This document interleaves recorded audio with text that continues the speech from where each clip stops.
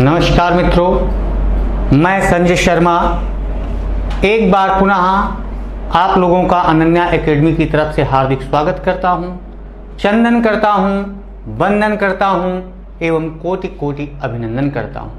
मित्रों, जैसा कि हम पढ़ा रहे थे आप लोगों को वाक्यांश बोधक शब्द, आज उसका भाग 3 लेकर के आए हैं, लेकिन बहुत ही महत्वपूर्ण वाक्यांश के साथ आज आए हैं। इसको देखिएगा और स्वयं इसे नोट करिएगा। तो आइए मित्रों, चलते हैं सीधे सीधे अपनी विषय वस्तु पर। पहला वाक्यांश जो आज का है, स्त्री के स्वभाव वाला। स्त्री के स्वभाव वाला कह सकते हैं या स्त्री के स्वभाव जैसा कह सकते हैं, या इसी के लिए एक और शब्द बनता है, वह पुरुष जो अपनी पत्नी के वशीभूत रहता है उसे क्या कहते हैं। तो जानेंगे इसको कि उसे हम स्त्रैण कहते हैं। इसे कई बार पेपर में आ चुका है ये, तो इसे जानना बहुत जरूरी होता है। हमने बताया स्त्री के स्वभाव जैसा, या कह सकते हैं वह पुरुष जो अपनी पत्नी के वशीभूत रहता है उसे हम क्या कहते हैं, तो उसे हम स्त्रैण कहते हैं। आइए बच्चों, दूसरा पॉइंट हम आगे की ओर बढ़ते हैं कि हवन से संबंधित सामग्री क्या कहलाती है। हवन से संबंधित वो कोई भी सामग्री हो सकती है।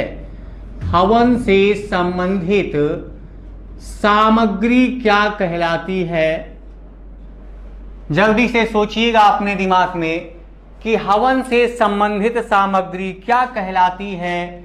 तो बच्चों, इसे हवि कहते हैं। इसे क्या कहते हैं? इसे हम हवि कहते हैं।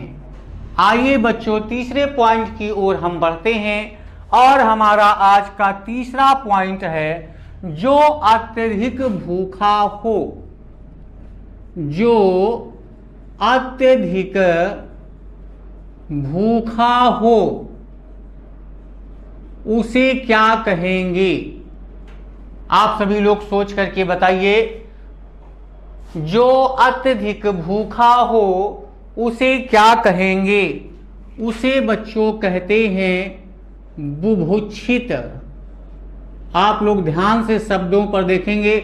मैंने क्या कहा था उस दिन? खाने की इच्छा बुभुक्षा, खाने का इच्छुक बुभुक्षु, और जो अत्यधिक भूखा हो उसे हम क्या कहते हैं?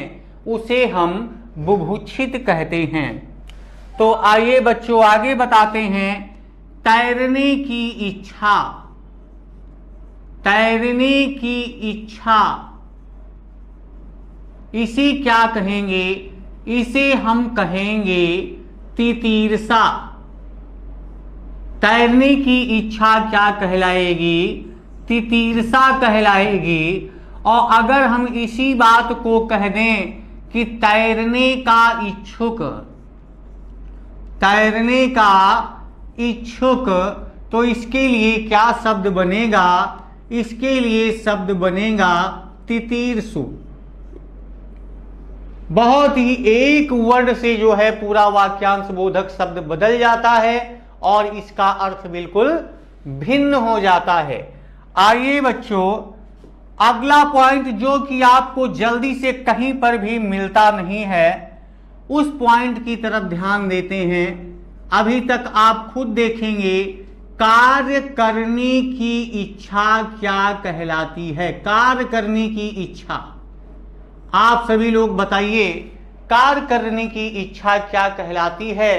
तो इसे बच्चों वाक्यांश बोधक शब्द में कहते हैं चिकीर्षा। पहली बार आप लोग सुनेंगे इसे। बहुत ही इंपॉर्टेंट है, क्योंकि अभी तक युद्ध करने की इच्छा, खाने की इच्छा, तैरने की इच्छा इस तरीके से पढ़ते हैं, लेकिन जल्दी से ये अभी तक किसी भी एग्जाम में नहीं पूछा गया कार्य करने की इच्छा।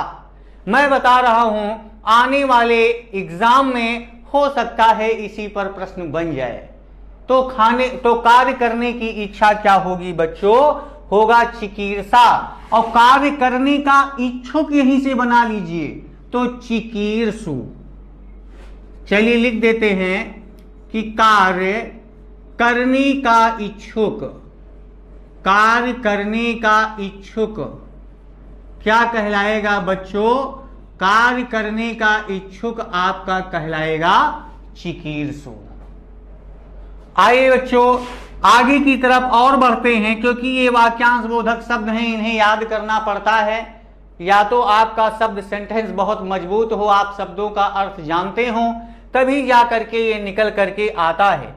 एक बार इसे आप लोग यदि अगर पढ़ लेंगे तो उम्मीद है कि आपको 100% याद हो जाएगा। और यूपी टेट में तो 1 से 2 प्रश्न इसमें से सुपर टेट में बनते ही हैं, इसमें तो कोई दो राय नहीं है।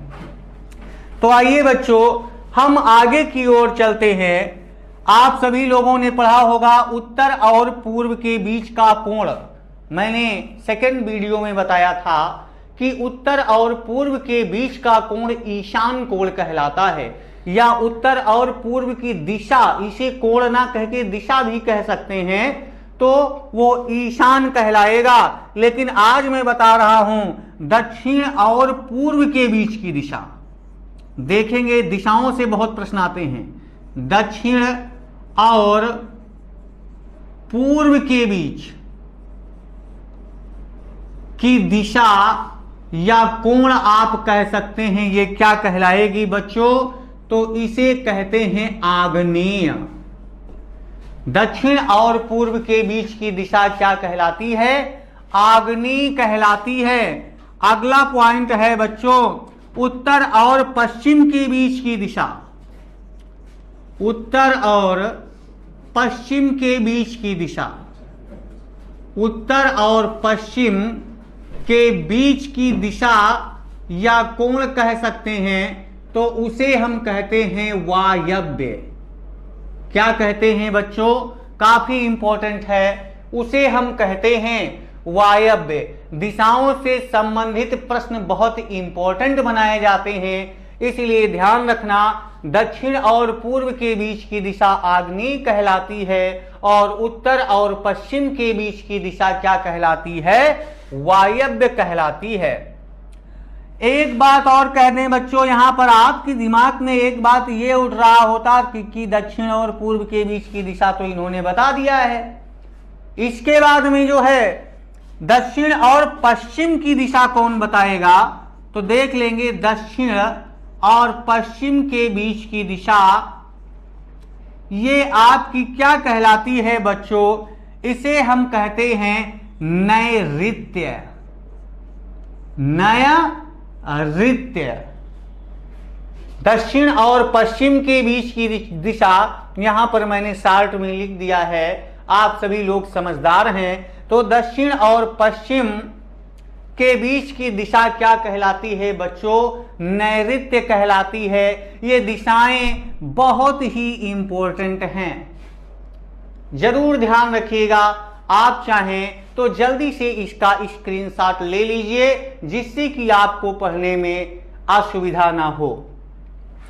आइए बच्चों हम आगे चलते हैं, अपने 11 नंबर के वाक्यांश पर जो है पहुंच करके। आज आपको ये वीडियो कैसा लगा है, आप लोग लाइक करके बताइएगा कि आपको आज के ये पॉइंट कैसे लग रहे हैं, क्योंकि ये कंपटीशन से संबंधित बेहद इंपॉर्टेंट है। आइए बच्चों 11 नंबर पॉइंट की ओर हम चलते हैं।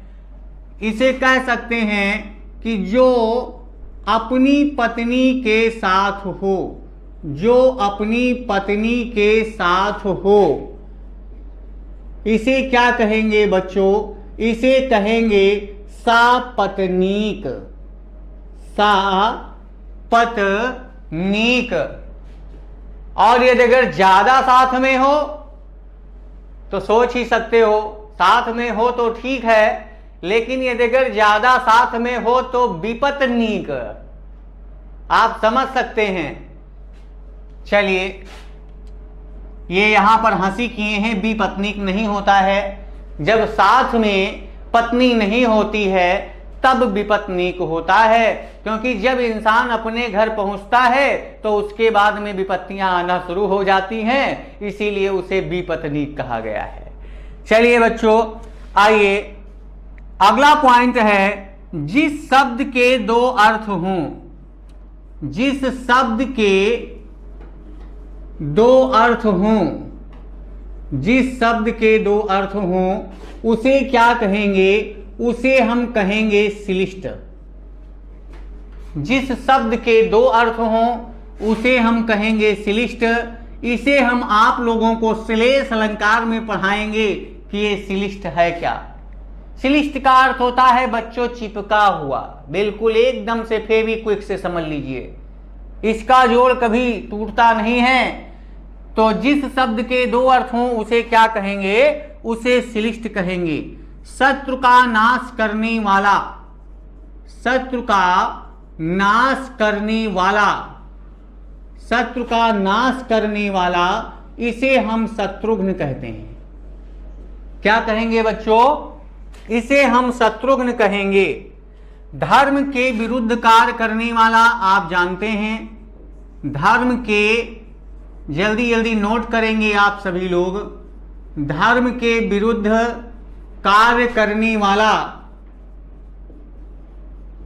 इसे हम क्या कहेंगे? इसे हम बच्चों कहेंगे विधर्मी। धर्म के विरुद्ध कार्य करने वाला क्या कहलाएगा? धर्म के विरुद्ध कार्य करने वाला कहलाएगा विधर्मी। अगला पॉइंट है बच्चों, बचपन और जवानी के बीच की अवस्था। बचपन और जवानी के बीच की अवस्था, बचपन और जवानी के बीच की अवस्था क्या कहलाती है बच्चों? ये कहलाती है वयाह संधि। क्या कहलाती है बच्चों? वयाह संधि कहलाती है। इसके बाद में जो अगला पॉइंट है बच्चों, ये बेहद इंपॉर्टेंट है आपके लिए, और पहली बार नया शब्द आप देखने को पाएंगे। बहुत ही सोचने और समझने के बाद, बहुत ही प्रयास करने के बाद इस शब्द को हम निकाल पाए हैं, और वो क्या है बच्चों?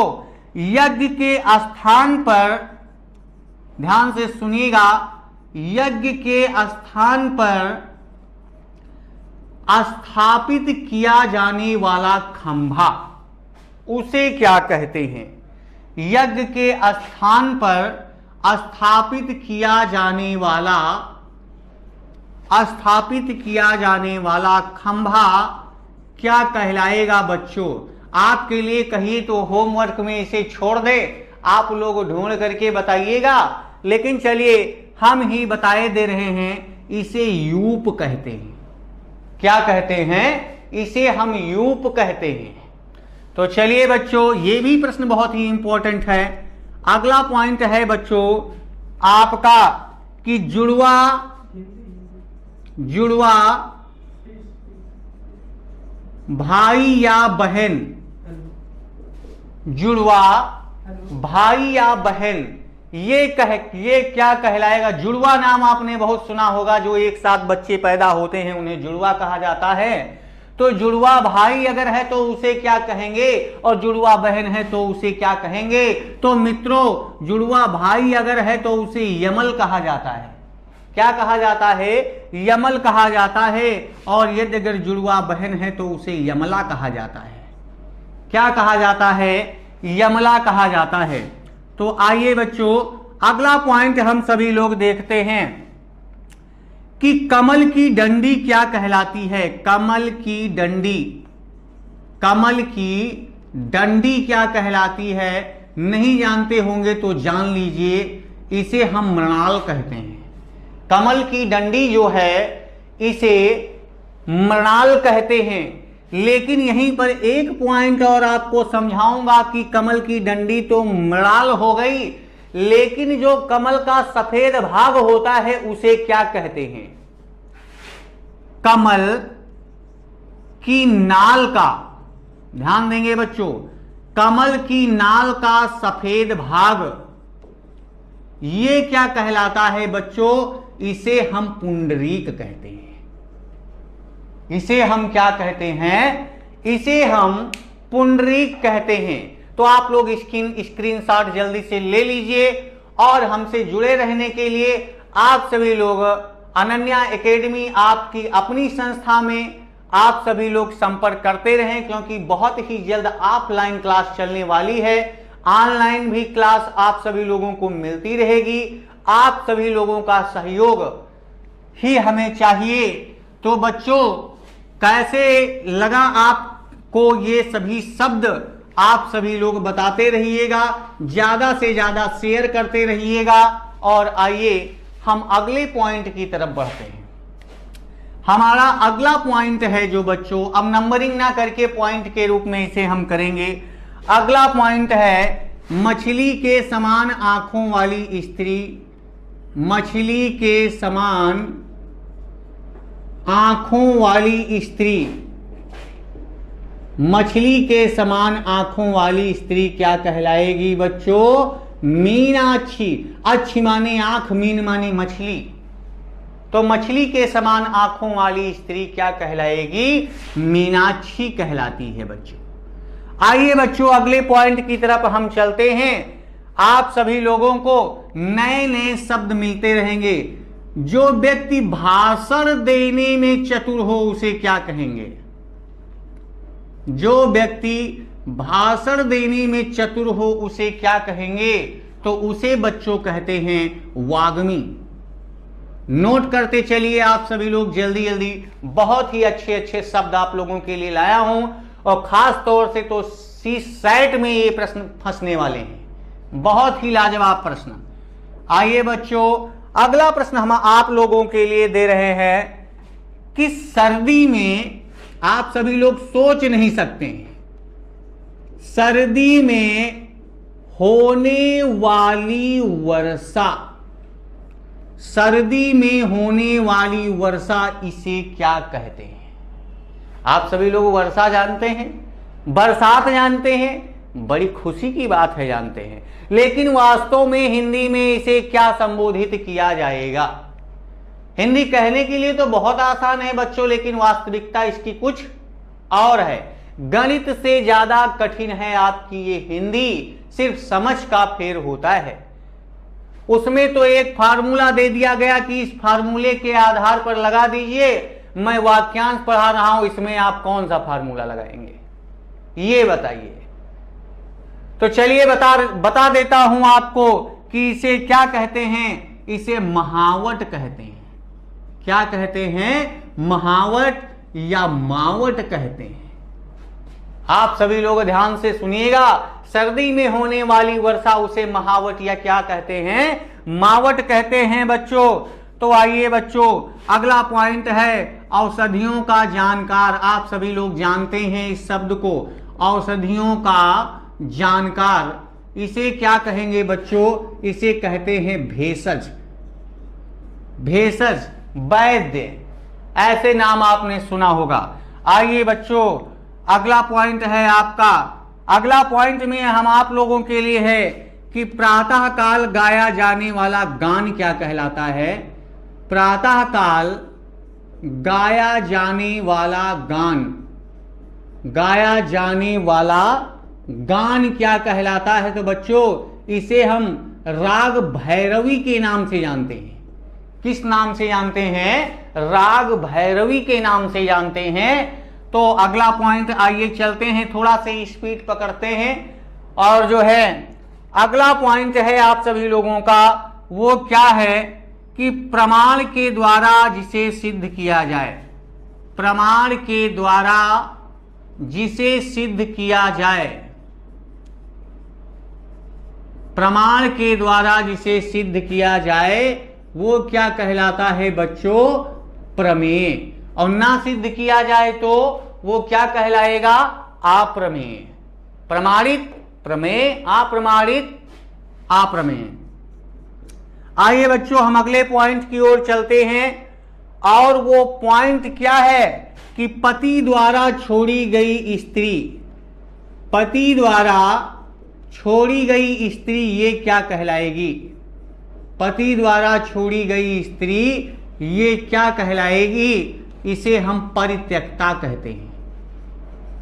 इसे हम क्या कहते हैं? इसे हम परित्यक्ता कहते हैं। शायद आप लोगों को पता भी हो, त्यक्ता माने त्याग की गई नारी। चलिए बच्चों, अगला पॉइंट है जो अपने पति से प्रेम करती है। तो बच्चों अगला पॉइंट हम पढ़ा रहे थे, जो अपने पति से प्रेम करती हो, जो अपने पति से प्रेम करती हो, ऐसी स्त्री को हम क्या कहेंगे? स्वकीया। ऐसी स्त्री को हम कहते हैं स्वकीया। और जो दूसरे के पति से प्रेम करती हो, जो दूसरे के पति से प्रेम करती हो, उसे क्या कहेंगे बच्चों?